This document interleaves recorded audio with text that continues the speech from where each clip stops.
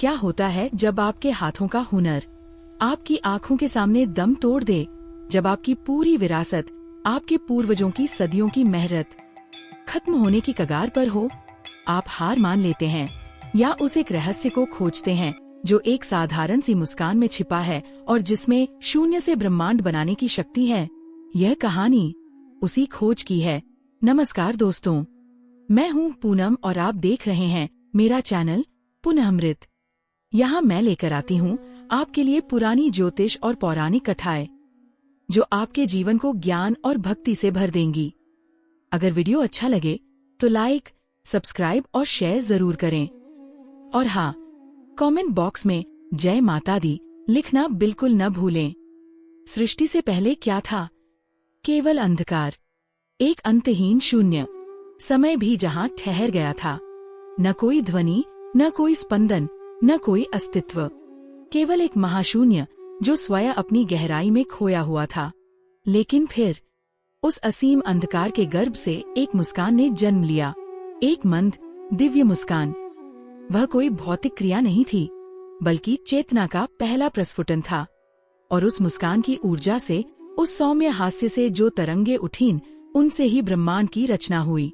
एक एक कर तारे बने, आकाश गंगाएं फैलीं और ग्रहों ने अपनी चाल पकड़ी।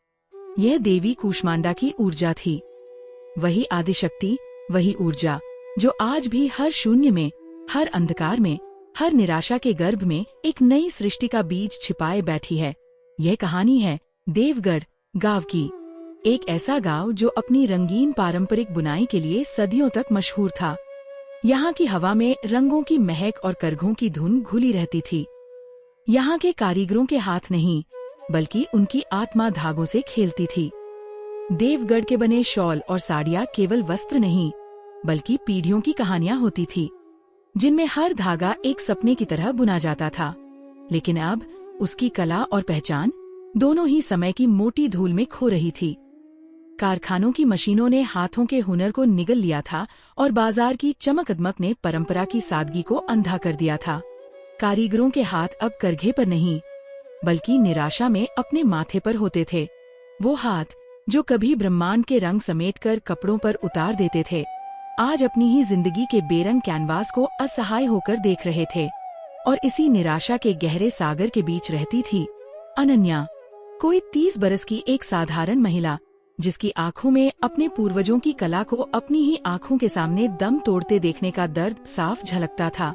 उसकी आंखों में एक अजीब सी नमी थी, जैसे किसी ने उसके भीतर के सारे रंग निचोड़ लिए हों। वो हर दिन सुबह उठकर अपने घर के आंगन से उस बंद पड़े वर्कशॉप को देखती थी, जहाँ कभी रंगों और धागों की एक जीवंत दुनिया बसती थी। वह वर्कशॉप उसके परदादा ने बनवाया था। उसे अपनी दादी की बातें याद थीं, कैसे उस वर्कशॉप की दीवारों ने हंसी, संगीत और करघों की खटपट के अलावा कभी कुछ नहीं सुना था। वहाँ की हवा में हमेशा ताजे रंगे सूत की गंध, लकड़ी की सौंधी महक और उबलते पानी में पड़े हरसिंगार के फूलों की खुशबू तैरती रहती थी। अब वहाँ सिर्फ मकड़ी के जाले थे, दीमकों द्वारा खाई जा रही लकड़ी की उदास गंध थी और एक ऐसी खामोशी थी जो अनन्या के सीने में पत्थर की तरह बैठ जाती थी। नवरात्रि का चौथा दिन था। पूरे देश में माँ कूष्मांडा की पूजा हो रही थी, वो देवी जो अपनी मंद मुस्कान से ब्रह्मांड की रचना करती हैं। मंदिरों से घंटियों की आवाज आ रही थी, घरों से धूप और अगरबत्ती की सुगंध उठ रही थी। लेकिन देवगढ़ में ये सब एक खोखली रस्म की तरह लग रहा था। यहाँ के लोगों के लिए उत्सव भी एक बोझ बन गया था। अनन्या उदास मन से अपनी दादी की पुरानी सागौन की लकड़ी से बनी संदूकची साफ कर रही थी। यह उसकी दादी की आखिरी निशानी थी। उस पर की गई नक्काशी अब घिस चुकी थी, पीतल का ताला जंग खा चुका था। अनन्या ने उसे खोला तो उसमें से कपूर और पुरानी यादों की मिलीजुली महक उठी। उसमें कुछ पुरानी रेशमी साड़ियाँ थीं, चांदी के कुछ गहने थे और एक छोटा सा सिंदूर का डिब्बा था। अनन्या उन चीजों को छू रही थी, मानो अपनी दादी की आत्मा को छूने की कोशिश कर रही हो। तभी उसके हाथ एक पुरानी चमड़े की जिल्द वाली हाथ से लिखी डायरी पर पड़े। उसके पन्ने नमी और समय के कारण पीले पड़ चुके थे, कोनों से मुड़ गए थे, लेकिन उन पर नीली स्याही से लिखे गए अक्षर आज भी ऐसे चमक रहे थे जैसे किसी ने उन्हें कल ही लिखा हो। अनन्या ने धड़कते दिल से उसे खोला। वह उसकी दादी की लिखावट थी, जिसे वह अच्छी तरह पहचानती थी। हर अक्षर में एक ठहराव था, एक शांति थी। पहले पन्ने पर लिखा था, मेरी अनन्या के लिए, जब उसे इसकी सबसे ज्यादा जरूरत हो। अनन्या की आंखों से आंसू बह निकले। उसने पन्ने पलटने शुरू किए। उसमें दादी ने कूष्मांडा माता की कथा लिखी थी, लेकिन किसी पंडित या धर्म ग्रंथ की भाषा में नहीं, बल्कि एक कारीगर के, एक सर्जक के दृष्टिकोण से डायरी में लिखा था। जब कुछ भी नहीं था, तब देवी ने हंसकर ब्रह्मांड रचा। लोग इसे चमत्कार कहते हैं, मैं इसे कला कहती हूँ। एक कलाकार भी तो शून्य से ही सृजन करता है। एक कोरा कागज, एक खाली कैनवास या बिना बुना सूत, यह सब शून्य ही तो है। और कलाकार अपनी चेतना, अपनी ऊर्जा, अपनी मुस्कान से उसमें रंग भरता है, उसे आकार देता है। देवी कोई बाहरी शक्ति नहीं, हमारे भीतर की ही सृजनात्मक ऊर्जा है। वह पिंड, शरीर में ब्रह्मांड, सृष्टि की ऊर्जा का रहस्य जानती थी। उनकी नाभि में अमृत कलश है, जहाँ से रचनात्मकता और जीवन का संचार होता है। यह नाभि हमारे शरीर का केंद्र है, ठीक वैसे ही जैसे हर घर का एक ऊर्जा केंद्र होता है, एक ब्रह्म स्थान होता है।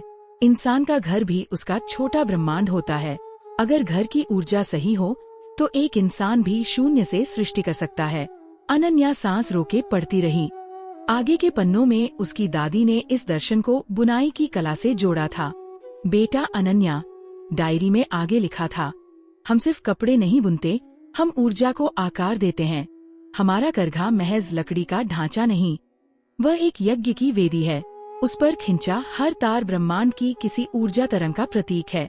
जब हम शटल धर की को एक छोर से दूसरे छोर पर फेंकते हैं, तो हम केवल धागा नहीं पार करते, बल्कि अपने विचारों, अपनी भावनाओं को उस ताने बाने में गूंथ देते हैं। इसीलिए हमारे पूर्वज कहते थे कि गुस्से में, दुख में या अशांत मन से कभी करघे पर मत बैठना, क्योंकि तुम्हारी अशांति उस कपड़े में उतर आएगी और जो उसे पहनेगा वह भी अशांत हो जाएगा। हमारे बनाए वस्त्र केवल तन नहीं ढकते, वे पहनने वाले की आत्मा पर भी प्रभाव डालते हैं। एक और पन्ने पर वास्तु और ज्योतिष का जिक्र था। जिस वर्कशॉप में हम काम करते हैं, वह हमारा गर्भगृह है। उसकी दिशा, उसमें प्रकाश का आगमन, करघे की स्थापना, सब कुछ मायने रखता है। करघे का मुंह हमेशा उत्तर या पूर्व में होना चाहिए, ताकि ब्रह्मांड की सकारात्मक चुंबकीय ऊर्जा बुनकर के शरीर में प्रवेश कर सके। रंगों का चुनाव केवल पसंद पर नहीं, बल्कि ग्रहों की स्थिति और दिन के प्रहर पर भी निर्भर करता है। सूर्योदय के समय बुने गए केसरिया रंग में सूर्य की ऊर्जा होती है, तो पूर्णिमा की रात में बुने गए श्वेत वस्त्र में चंद्रमा की शीतलता। यह सब अंधविश्वास नहीं, ऊर्जा का विज्ञान है। हमने इसे खो दिया बेटी। हमने कला को आत्मा से निकालकर केवल व्यवसाय बना दिया। हमने पैसों के लिए अपनी जड़ों को काट दिया। नतीजा हमारे सामने है। हमारे धागे अब निर्जीव हैं, हमारे रंग अब केवल रसायन हैं, और हमारी कला अब केवल एक उत्पाद है जिसमें कोई प्राण नहीं। इस एक एक पंक्ति ने अनन्या के दिमाग में बिजली कौंधा दी, जैसे किसी ने उसके मन के अंधेरे कमरे में सैकड़ों दिए एक साथ जला दिए हों। समस्या कला में नहीं थी, धागों में नहीं थी, कारीगरों के हुनर में भी नहीं थी। समस्या उस जगह की ऊर्जा में थी जहाँ से उस कला का जन्म होता था। समस्या उस चेतना में थी जो उस कला को जन्म देती थी। वे लोग मशीन से नहीं हारे थे, वे अपनी आत्मा की शक्ति खो बैठे थे। उन्होंने अपनी कला के पीछे के विज्ञान और दर्शन को भुला दिया था। उसने अपने चारों ओर फैले अंधकार को देखा, अपने घर की दीवारों पर जमी सीलन को देखा, गांव की गलियों में पसरी निराशा को महसूस किया, और उसे उस कथा में छिपा एक गहरा रहस्य समझ आने लगा। जिस तरह माँ कूष्मांडा ने एक मुस्कान से, एक सकारात्मक स्पंदन से शून्य में प्रकाश फैलाया था, शायद उसे भी अपने गांव के इस शून्य में, इस घोर निराशा में एक छोटी सी मुस्कान या सकारात्मक ऊर्जा का संचार करना था।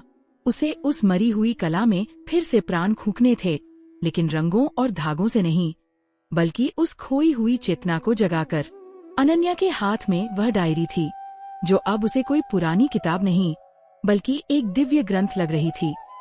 उसकी आंखों में एक नई दृढ़ चमक थी। आंसुओं की नमी अब जा चुकी थी, उसकी जगह एक संकल्प की अग्नि जल रही थी। वह अपनी जगह से उठी और बिना कुछ सोचे समझे घर से बाहर निकल आई। उसके कदम अपने आप उस बंद पड़े वर्कशॉप की ओर बढ़ रहे थे। आज उसे वह वर्कशॉप एक खंडहर नहीं बल्कि एक सोया हुआ ब्रह्मांड लग रहा था। एक ऐसा गर्भगृह जिसकी ऊर्जा सुप्त हो गई थी, जिसे जगाने की जरूरत थी। उसने उस बड़े से लकड़ी के दरवाजे को देखा जिस पर धूल की परतें जम चुकी थीं और मकड़ियों ने अपने घर बना लिए थे। पीतल का भारी ताला जंग खाकर लगभग काला पड़ चुका था। वह जानती थी कि उसे सिर्फ ये ताला नहीं खोलना है, उसे सिर्फ करघे नहीं चलाने हैं, बल्कि उसे उस जगह की आत्मा को फिर से जीवित करना है।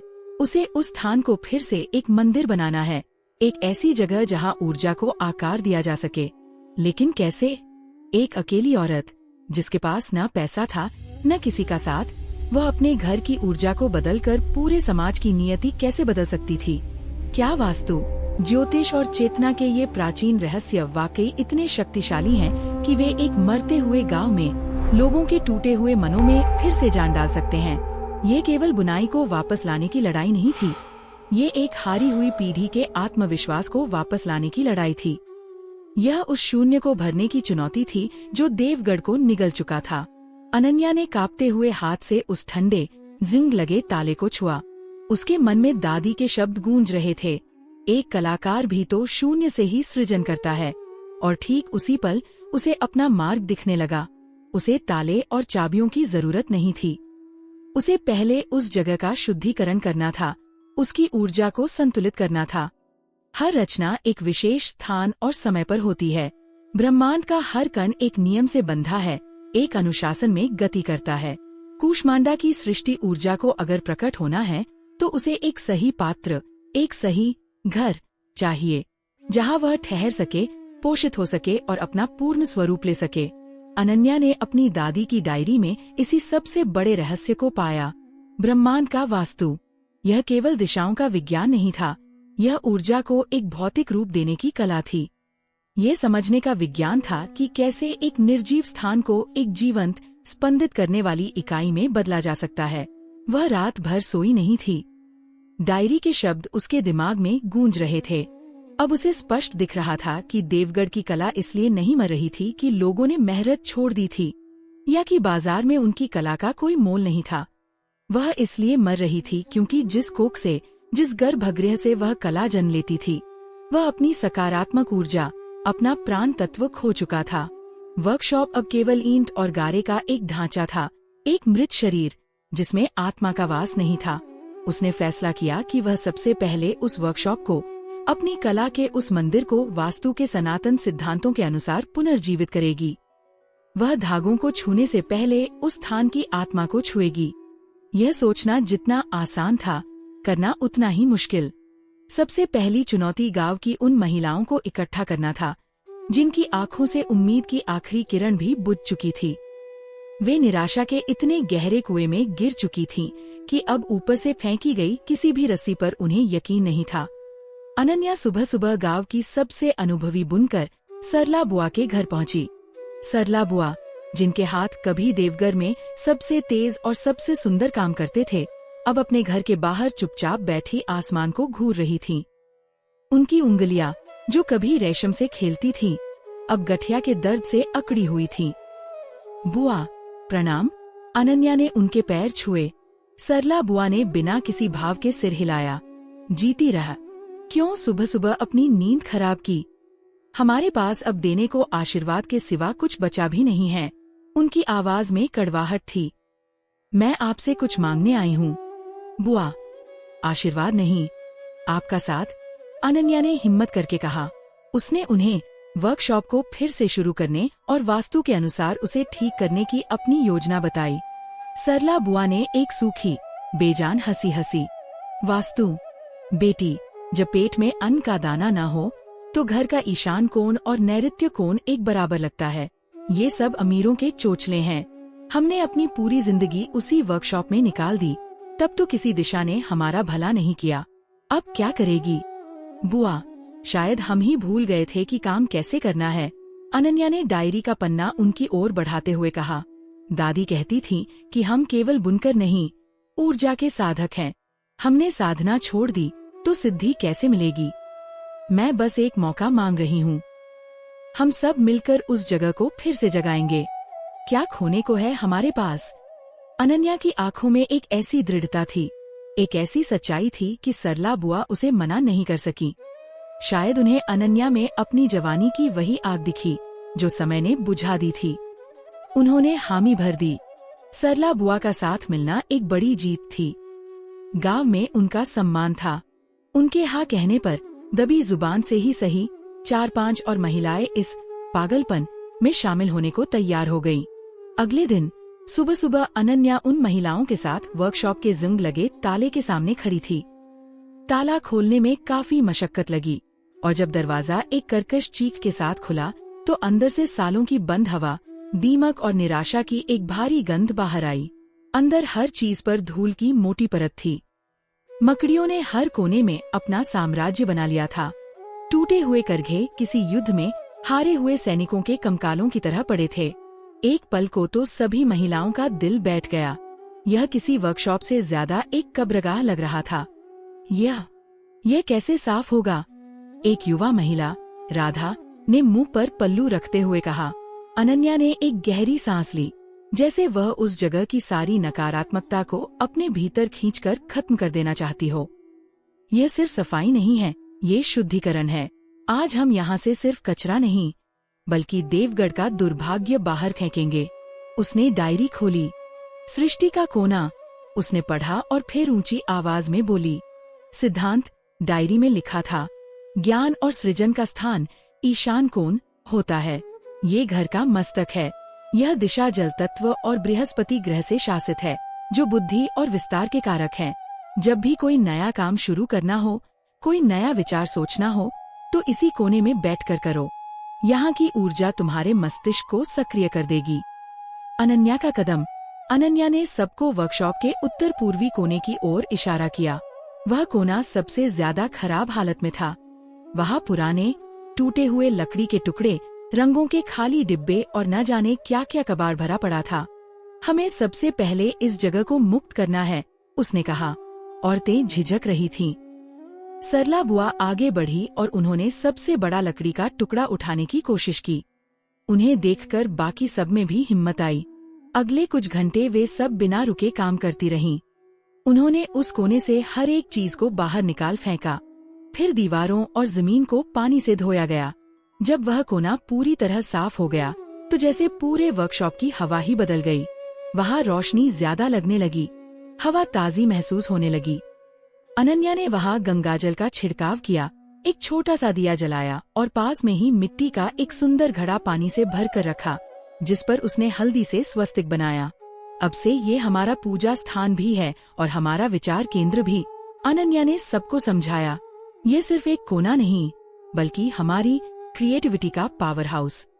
जब भी किसी का मन भटके, कोई नया डिजाइन समझ न आए, तो यहाँ आकर 5 मिनट बैठना, देखना, रास्ता अपने आप सूझेगा। महिलाओं ने अविश्वास और आश्चर्य के मिले जुले भाव से उस कोने को देखा। वह वाकई में अब अलग लग रहा था, पवित्र और शांत। इसके बाद अनन्या वर्कशॉप के बीचों बीच आकर खड़ी हो गई। ऊर्जा का प्रवाह। उसने डायरी का अगला पन्ना पढ़ते हुए कहा, सिद्धांत, ब्रह्मांड में ऊर्जा कभी रुकती नहीं, वह हमेशा बहती रहती है। अगर वह रुक जाए तो सड़ जाती है। घर के केंद्र यानी ब्रह्म स्थान को आकाश तत्व का स्थान माना गया है। ये घर की नाभि है। इसे हमेशा खाली और स्वच्छ रखना चाहिए, ताकि रचनात्मक ऊर्जा, प्राण ऊर्जा पूरे स्थान में बिना किसी बाधा के फैल सके, हर कोने तक पहुंच सके। अनन्या का कदम। वर्कशॉप के बीच में एक बड़ा सा टूटा हुआ टेबल और कुछ पुरानी बोरियां पड़ी थी, जिससे आने जाने का रास्ता भी रुकता था। इसे हटाना होगा, अनन्या ने कहा। उस भारी टेबल को हटाने में सबको बहुत जोर लगाना पड़ा, लेकिन जैसे ही वह हटा और बीच का स्थान खुला, वर्कशॉप की पूरी बनावट ही बदल गई। अब वह ज्यादा बड़ा, ज्यादा हवादार और ज्यादा व्यवस्थित लग रहा था। अब कोई भी एक कोने से दूसरे कोने तक बिना किसी रुकावट के जा सकता था। सरला बुआ ने हैरान होकर कहा, अरे, ये तो मैंने कभी सोचा ही नहीं। हम सालों से इस टेबल से टकराकर निकलते रहे, पर इसे हटाने का ख्याल कभी नहीं आया। जगह तो सच में खुली खुली लग रही है। अनन्या मुस्कुराई। अब यहाँ काम करने वालों को घुटन महसूस नहीं होगी, बुआ, और हमारी सोच में भी खुलापन आएगा।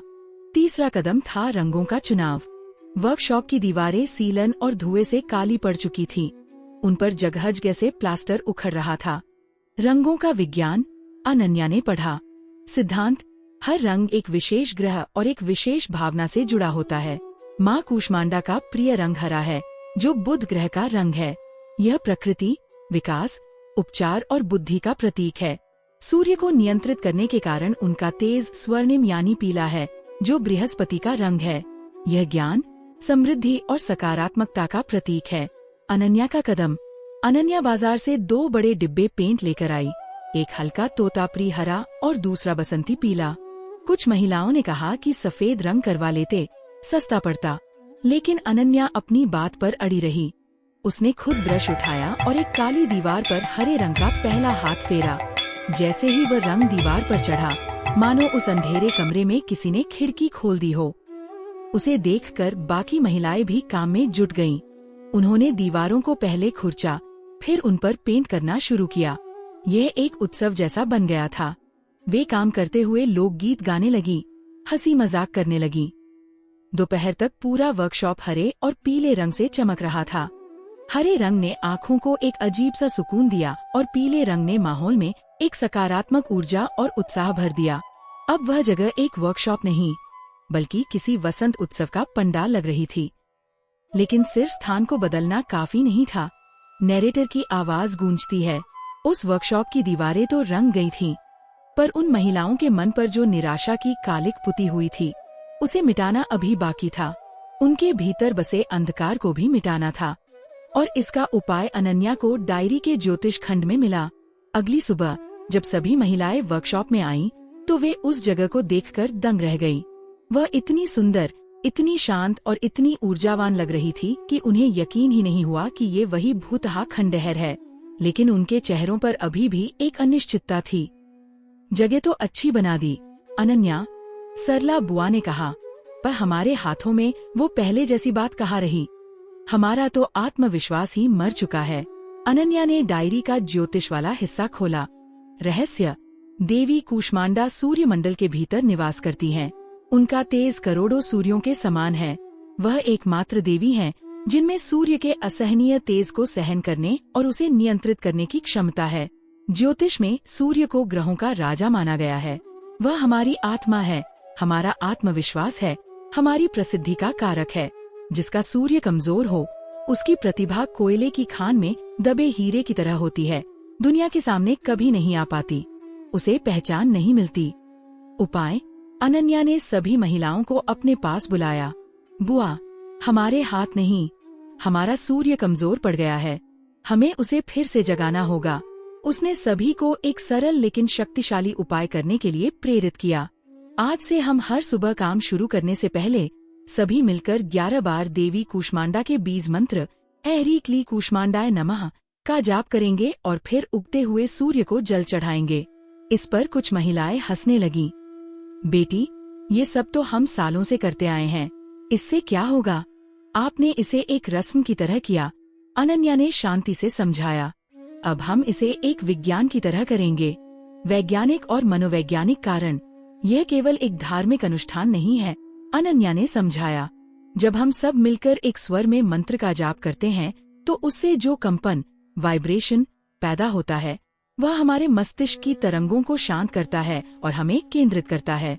हमारा भटका हुआ मन एक जगह टिक जाता है, और जब हम सुबह के उगते हुए सूर्य को जल चढ़ाते हैं, तो उसकी किरणें पानी की धार से छनकर हमारे शरीर में प्रवेश करती हैं।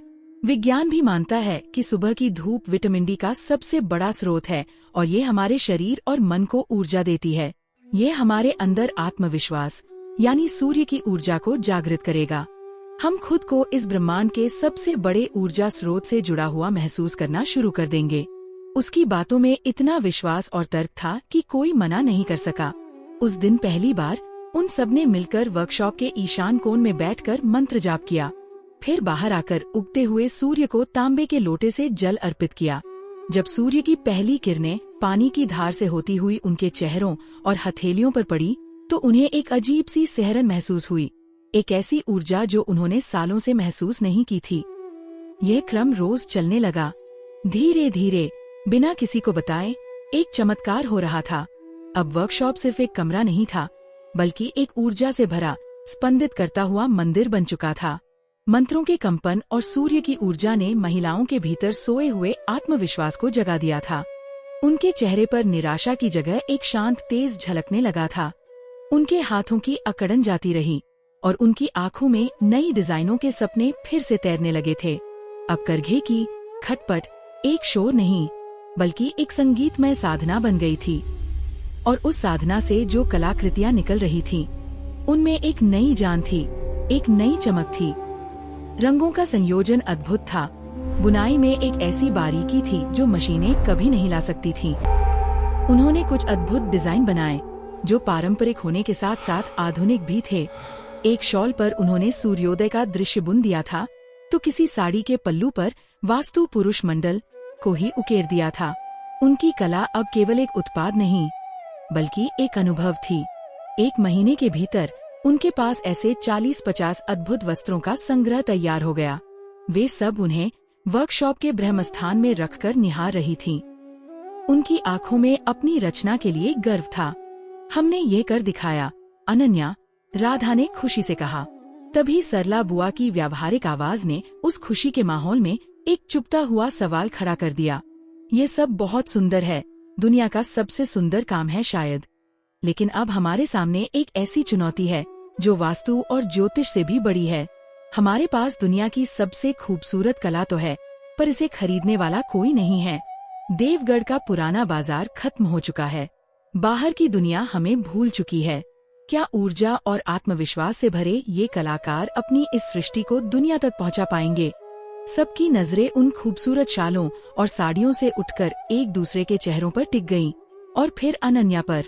एक पल में ही सारा उत्साह एक गहरी चिंता में बदल गया। वे एक बंद कमरे में थे, जिसमें उन्होंने स्वर्ग तो बना लिया था, पर उस स्वर्ग का दरवाजा बाहर की दुनिया के लिए कहाँ खुलता था, ये कोई नहीं जानता था। ऊर्जा को आकार मिल चुका था, वास्तु ने स्थान को सिद्ध कर दिया था और ज्योतिष ने आत्मा को बल दिया था। आत्मविश्वास जागृत हो चुका था, लेकिन सृष्टि का चक्र तब तक पूरा नहीं होता जब तक उसे दुनिया की स्वीकृति न मिले, जब तक रचयिता और उपभोक्ता के बीच ऊर्जा का आदान प्रदान न हो। एक फूल का खिलना तब तक सार्थक नहीं होता जब तक उसकी सुगंध हवा में न फैले और किसी को आनंदित न करे। अनन्या और देवगढ़ की महिलाएं एक ऐसे ही खूबसूरत बाग के बीच खड़ी थीं, जिसे देखने वाला कोई नहीं था। अनन्या जानती थी कि उसे अब कूष्मांडा माता की रचनात्मक ऊर्जा का सबसे गहरा और सबसे सौम्य सिद्धांत अपनाना होगा, एक मुस्कान से संवाद। माँ कूष्मांडा ने ब्रह्मांड की रचना किसी शस्त्र से, किसी कोलाहल से या किसी बल के प्रदर्शन से नहीं, बल्कि अपनी मंद सौम्य मुस्कान से की थी। उनकी मुस्कान ऊर्जा का वह स्वरूप है जो संवाद करती है, जोड़ती है और बिना किसी शब्द के अपनी ओर आकर्षित करती है। यह जबरदस्ती नहीं, बल्कि स्वीकृति का निमंत्रण है। अनन्या को अपनी कला के लिए, अपने देवगढ़ के लिए एक ऐसी ही मुस्कान ढूंढनी थी, एक ऐसा तरीका जो दुनिया को आदेश न दे, बल्कि प्रेम से अपनी ओर बुलाए। सरला बुआ ने उस गहरी चुप्पी को तोड़ा। उनकी आवाज में हफ्तों की मेहनत के बाद की थकान और एक पुराना डर था। कितना सुंदर है ये सब, उन्होंने एक शॉल को छूते हुए कहा, जिस पर रात के आकाश का नक्शा बुना हुआ था। इतना सुंदर काम तो मैंने अपनी जवानी में भी नहीं किया था। पर अनन्या, इस सुंदरता का हम क्या करेंगे? इसे कौन देखेगा, कौन खरीदेगा? रंगों से पेट नहीं भरता बेटी। उनकी बात सुनकर दूसरी महिलाओं के चेहरे पर भी चिंता की लकीरें गहरी हो गईं। राधा, जो सबसे युवा थी, बोली, शहरों में बड़े बड़े कारखानों से सस्ता और चमकदार माल आता है, हमारी इस हाथ की मेहनत को कौन पूछेगा? क्या हमारी यह सारी साधना व्यर्थ जाएगी? यह सवाल तीर की तरह अनन्या के सीने में लगा।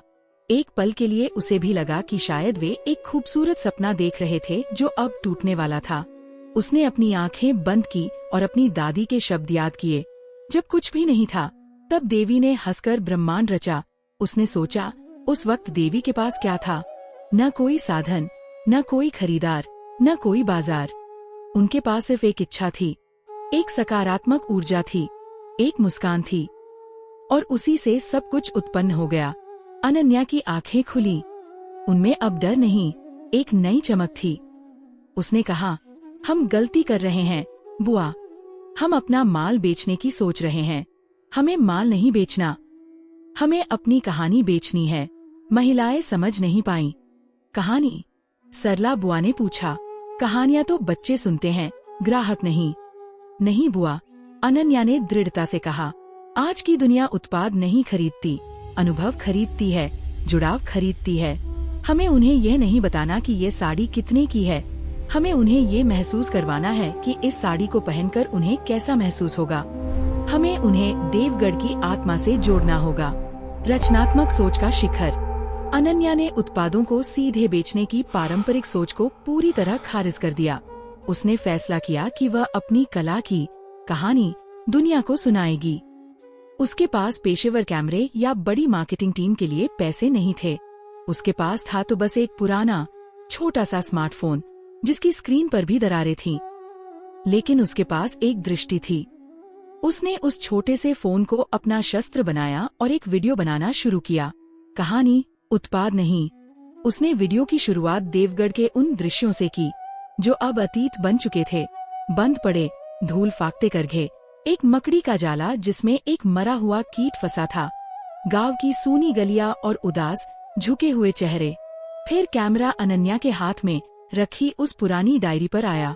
उसकी उंगलियों ने उन पन्नों को पलटा जिन पर वास्तु और ज्योतिष के रहस्य लिखे थे।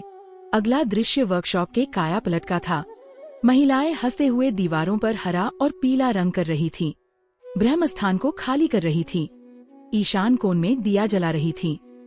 उसने उन दृश्यों को भी कैद किया जब हर सुबह वे सब मिलकर उगते हुए सूर्य को जल चढ़ाती थीं और सूर्य की किरणें उनके चेहरों पर एक नई आभा बिखेर देती थीं।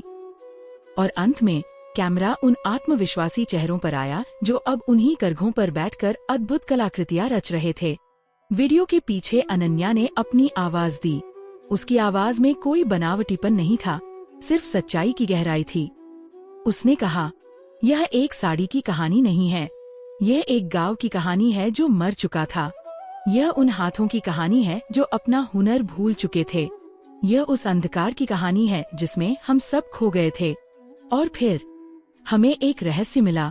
हमारी एक पुरखिन की डायरी में लिखा था कि सृष्टि की रचना एक मुस्कान से हुई थी।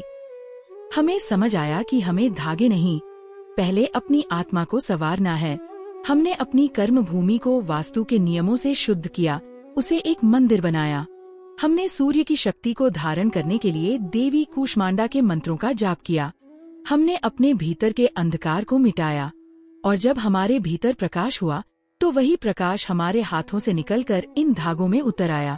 तो आप जो देख रहे हैं, यह सिर्फ एक कपड़ा नहीं है, यह कूष्मांडा की सृष्टि ऊर्जा का एक टुकड़ा है।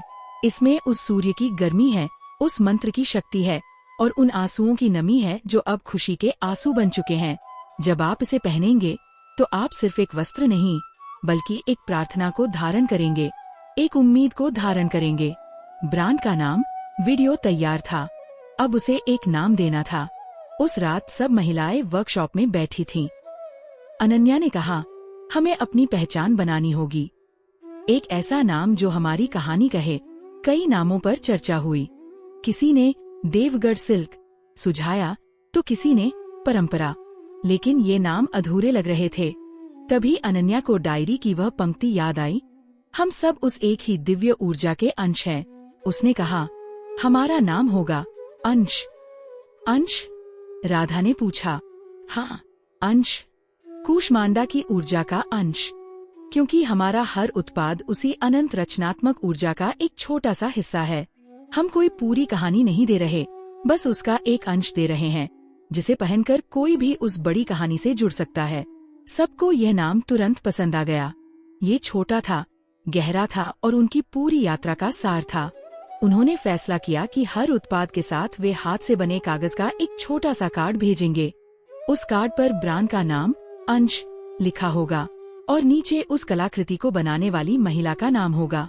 कार्ड के पीछे कूष्मांडा माता की प्रेरणा और देवगढ़ के पुनर्जन्म की कहानी कुछ पंक्तियों में लिखी होगी। ये हर उत्पाद को एक चेहरा दे रहा था, एक पहचान दे रहा था। अब सरला बुआ सिर्फ एक बुनकर नहीं थी, वह अंश की एक कलाकार थी। परिणाम, ये सिर्फ मार्केटिंग का एक नया तरीका नहीं था, यह ऊर्जा का प्रसारण था। अनन्या ने उस वीडियो को सोशल मीडिया के कुछ प्लेटफॉर्म पर अपलोड कर दिया। उसने किसी चमत्कार की उम्मीद नहीं की थी, लेकिन जब ऊर्जा सच्ची हो तो वह अपना रास्ता खुद बना लेती है।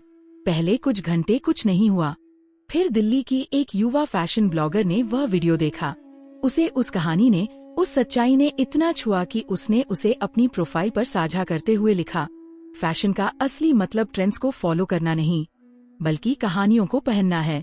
मिलिए अंश से, एक ब्रांड जो कपड़े नहीं, उम्मीद बेच रहा है।